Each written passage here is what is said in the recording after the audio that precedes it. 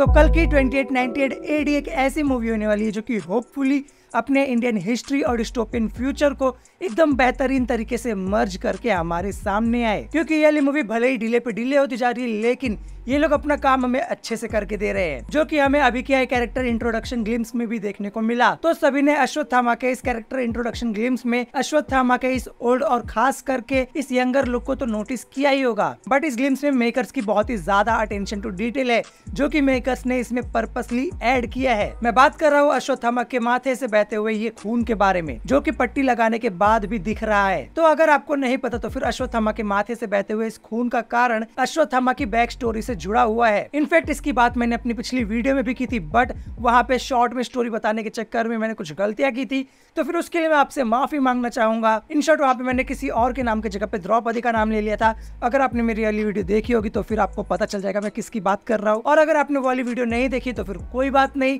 क्योंकि इस वीडियो में मैं अश्वत्थामा की बैक स्टोरी के बारे में अच्छे से बात करने वाला हूँ, तो फिर इसमें वो कवर हो जाएगा। बट अगर आपको इस ग्लिम्स के हिडन डिटेल्स को जानना है तो फिर आपको वाली वीडियो जरूर देखनी चाहिए। तो इस कैरेक्टर इंट्रोडक्शन ग्लिम्स में आपने ये तो सुना ही होगा कि द्वापर युग से 10 अवतार की प्रतीक्षा कर रहा हूँ, द्रोणाचार्य का पुत्र हूँ।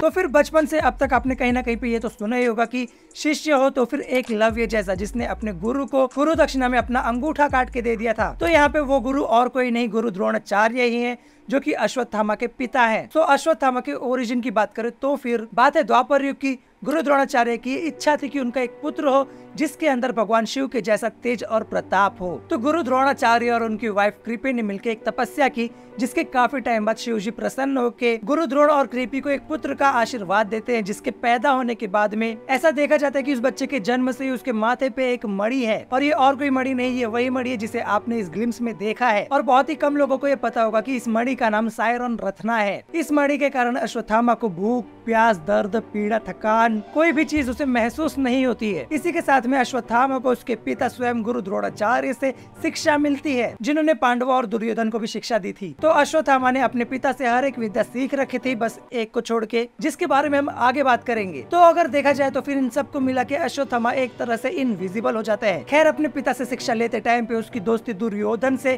काफी अच्छी हो जाती है। तो इसलिए अश्वत्थामा महाभारत की लड़ाई दुर्योधन की तरफ से लड़ता है, और आई थिंक क्योंकि अश्वत्थामा दुर्योधन के साइड से लड़ रहा था, इसीलिए साथ ही में दुर्योधन के पिता धृतराष्ट्र हस्तिनापुर के राजा थे, इसीलिए द्रोणाचार्य भी दुर्योधन की तरफ से लड़ते हैं। तो फिर युद्ध के दौरान जब गुरु द्रोणाचार्य को हराना मुश्किल हो गया था, तो फिर पांडवों ने एक योजना बनाई, जिसे हम चीटिंग भी कह सकते हैं। तो फिर होता यूं है कि जब द्रोणाचार्य किसी से लड़ रहे होते तो फिर वहां पे युधिष्ठिर आके ये कहते हैं कि अश्वत्थामा मारा गया, जिसे सुनने के बाद में गुरु द्रोणाचार्य अपना शस्त्र त्याग देते हैं। और ये इसलिए क्योंकि पूरी दुनिया जानती थी कि युधिष्ठिर को धर्मराज कहा जाता है, क्योंकि वो कभी भी झूठ ये सब नहीं बोलते हैं। लेकिन यहाँ पे युधिष्ठिर झूठ तो नहीं बोलते, बट पूरा सच भी नहीं बोलते। अश्वत्थामा मारा तो गया था, लेकिन वो द्रोणाचार्य के पुत्र की नहीं, अश्वत्थामा नाम के हाथी की बात कर रहे थे। तो फिर लोग कहते हैं ना कि आधा सच पूरे सच या फिर झूठ से बहुत ज्यादा खतरनाक होता है।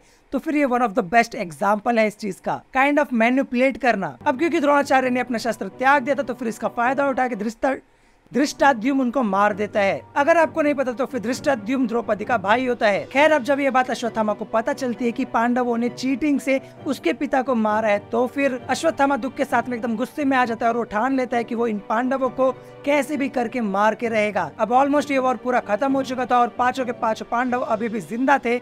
ये देख के अश्वत्थामा को बहुत ज्यादा गुस्सा आ जाता है। तो इस गुस्से के कारण सूर्यास्त के बाद में रात के अंधेरे में जब कोई भी युद्ध नहीं लड़ा जाता है, तब अश्वत्थामा पांडवों के आराम कक्ष में जाके उन पांचों पांडवों को मार देता है। बट बाद में अश्वत्थामा को ये मालूम पड़ता है कि ये पांचों पांडव तो थे ही नहीं, ये पांचों पांडव और द्रौपदी के 5 बेटे थे, जिन्हें अश्वत्थामा ने मारा था। जिसके बाद में पांडवों को बहुत गुस्सा आता है और अर्जुन और अश्वत्थामा के बीच में युद्ध शुरू हो जाता है। यहाँ पे इस युद्ध के दौरान दोनों जन बिना कुछ सोचे समझे अपना अपना ब्रह्मास्त्र चला देते हैं। अगर आपको नहीं पता तो फिर Brahmastra one of the most powerful बाण में से एक है, जिसे कैजुअली नहीं चलाया जाता है। अब यहाँ पे दोनों जन की तरफ से ब्रह्मास्त्र चल चुका था, जिसे देख के खुद वेशव्याध यहाँ पे प्रकट होते हैं और बोलते हैं कि तुम दोनों अपना अपना ब्रह्मास्त्र वापस ले लो, वरना इन दोनों ब्रह्मास्त्र के टकराने की वजह से ये पूरी सृष्टि तबाह हो सकती है। जिसे सुन के अर्जुन अपना ब्रह्मास्त्र वापस ले लेता है, लेकिन अश्वत्थामा को ब्रह्मास्त्र वापस लेने की विद्या नहीं पता थी। उसने ये वाली विद्या नहीं सीखी थी। अब पता नहीं इसमें कितनी सच्चाई है, लेकिन इसके बाद में अश्वत्थामा अपना ब्रह्मास्त्र अर्जुन के बेटे अभिमन्यु की वाइफ उत्तरा की ओर कर देता है, जिसकी वजह से उत्तरा के पेट में पल रहा अभिमन्यु का बच्चा मारा जाता है। अब ये देख के श्री कृष्ण को बहुत गुस्सा आता है और वो अश्वत्थामा के माथे पे लगी मणि को अपने सुदर्शन चक्र से निकाल देते हैं। अब कहीं पे ये बोला जाता है कि श्री कृष्ण ने अपने चक्र से वो मणि निकाली थी और कहीं पे ये बोला जाता है कि अश्वत्थामा ने ये मणि खुद ही निकाल के दे दी थी। बट एनीवेज मणि निकल जाने के बाद में श्री कृष्ण अश्वत्थामा को श्राप देते हैं कि समय के अंत तक तुम जिंदा रहोगे, भूख प्यास दर्द पीड़ा थकान हर चीज तुम्हें महसूस होगी और ये रक्त जो तुम्हारे माथे से मणि निकालने के बाद में बह रहा है ये आजीवन तुम्हारे माथे से ऐसे ही रिश्ता रहेगा। तो अब तुम्हें समझ में आया कि यहाँ पे इस सीन में ये खून हमें स्पेसिफिकली क्यों दिखाया गया। तो कल की 2898 एडी के मेकर्स ने इसी चीज को काफी अच्छे से दिखाया है। खैर इसी श्राप के कारण अश्वत्थामा अभी भी जिंदा है और इसी भूख प्यास दर्द पीड़ा में जी रहे हैं। इसीलिए इस ग्लिम्स में भी हमको अश्वत्थामा को चोट लगते हुए दिखाया गया है, मतलब चोट लगने के बाद उनको भी खून निकल रहा है, दर्द हो रहा है ये सब। इसके अलावा अश्वत्थामा 7 चिरंजीवियों में से एक है और कहा जाता है कि कलयुग के अंत में जब कली आएगा तो फिर वहाँ पे भगवान विष्णु अपना 10वां अवतार कल्कि बन के धरती पे आएंगे और इनके साथ में ये 7 चिरंजीवी मिलके कली को हराएंगे। और कल की 2898 एडी मूवी में भी अपने को कुछ ऐसा ही देखने को मिलने वाला है, जहाँ पे कमल हसन हमें कली के रूप में देखने को मिलेंगे और प्रभास तो कल्कि का रोल प्ले कर ही रहे हैं। तो मे भी ऐसा हो सकता है कि अश्वत्थामा के बाद में बाकी के 6 चिरंजीवियों के बारे में भी इस मूवी में आगे पता चले। एंड पता नहीं ये लोग एक ही मूवी में 7 चिरंजीवियों को कैसे दिखाएंगे। मे भी ऐसा हो सकता है कि ये लोग अलग अलग पार्ट में इनको सेटअप करे, अगर पार्ट्स है तो फिर। एनीवेज अगर आपको 7 चिरंजीवियों के बारे में जानना है तो फिर मैंने हनुमान मूवी के हिडन डिटेल में इस चीज को कवर किया था अच्छे से, तो फिर अगर आप चाहो तो फिर उसे चेकआउट कर सकते हो। तो भाइयों ये थी अश्वत्थामा की पूरी बैक स्टोरी। आई होप कि आपको ये सब जानने के बाद में कल की 2898 एडी देखने में और भी ज्यादा मजा आएगा। बाकी आप ही बताओ कि एक ही मूवी में 7 चिरंजीवियों को दिखा देना ठीक रहेगा? कमेंट सेक्शन में जरूर बताना। इसके अलावा अगर आपको ये वीडियो अच्छी लगी तो वीडियो को लाइक कर देना, चैनल पे नए हो तो चैनल को सब्सक्राइब कर देना और अगर आपने अब तक मेरी ये वाली वीडियोस नहीं देखी तो इसे भी चेकआउट कर लेना।